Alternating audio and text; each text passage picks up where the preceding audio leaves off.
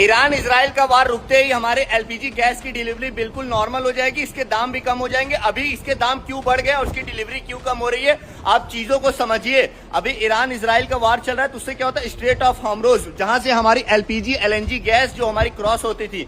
आप एक चीज समझो, एलपीजी दुनिया की सबसे खतरनाक जो जहाज होती है वो एलएनजी होती है, उसके बाद एलपीजी। अगर गलती से उस पर सोचो एक भी ड्रोन गिरा तो भाई साहब क्या होगा, उसकी कंडीशन क्या होगी। सोचो भाई साहब, बहुत बड़ा समुद्र में आग लग जाएगा, आसपास की दुनिया तबाह हो जाएगी। एलएनजी इतना विषैला जहाज होता है। तो सोचिए, अभी देखिए उसके ऑनर जिसका जहाज है भाई साहब 1500 करोड़ रुपए के जहाज आते हैं, 1000 करोड़ के। सोचो अगर भाई नॉर्मल हम और आप 10 लाख 15 लाख की गाड़ी ले लेते हैं, उसको 10-12 दिन में पहुंचते हैं, तो जो ये 500-600 करोड़ की जहाज है जो समुद्र में चलवा रहा है, तो वो क्या सोचेगा हमारे जहाजों पे ड्रोन गिरे, कोई नहीं सोचेगा भाई साहब। तो इससे क्या होगा, देखो एक तो आदमी रिस्क ले रहा है एलएनजी एलपीजी जहाज पे, अगर वो माल भेजेगा भी तो जो 100 रुपए लेता था वो बोलेगा भाई 500 रुपए। अगर उस देश को चाहिए तो भाई ठीक है, नहीं चाहिए तो कोई बात नहीं, हम माल अपना नहीं भेजेंगे, क्योंकि भाई जहाज को रिस्क में थोड़ी डालेगा। अभी आप ये सोचिए, हम लोग 8,500 कंटेनर लोड करके भारत ला रहे हैं। अभी हमारे जहाजों पे क्या होता है, देखो हमारी जहाज अफ्रीका से भारत आने में 20 दिन लगता है, लेकिन 27 दिन में आ रही है। फिलहाल अभी आप देख रहे हैं ये सारे कंटेनर भरे हुए हैं, क्योंकि इसमें देखिए सील लगा हुआ है। अभी ये सोचिए, अभी मान लीजिए इस कंटेनर में चीनी है, एग्जाम्पल के तौर पे अभी ये कंटेनर 40 फुट का है, इसमें चीनी भरा है। अगर मान लीजिए इसका जो भाड़ा है $2000, मतलब 1.5 लाख रुपए भाड़ा होगा कंटेनर का।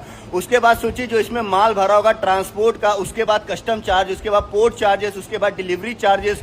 सोचो अगर ये पूरा कंटेनर अगर आप देखेंगे कम से कम 3-4 लाख रुपए मान लो आपका मतलब एक देश से दूसरे देश तक लग जाएगा। तो सोचो अगर ये चीज अगर 7 दिन लेट पहुंचेगा तो भाई साहब उसका और पैसा बढ़ेगा, क्योंकि देखो पोर्ट चार्जेस बढ़ेगा, शिपिंग का भी चार्जेस बढ़ जाएगा, हर चीज बढ़ेगा। तो देखो भाई जो दुकान वाला होगा वो चीजें महंगी ही करेगा। इससे देखो किसी भी देश में वार होता है वो उसी देश को नहीं पूरे वर्ल्ड को इफेक्ट करता है। इसीलिए मैं आपको मनाता हूँ भाई साहब, बहुत सारे लोग खुश हो रहे हैं, भैया ईरान इजराइल का वार चल रहा है, हमको भारत से क्या मतलब।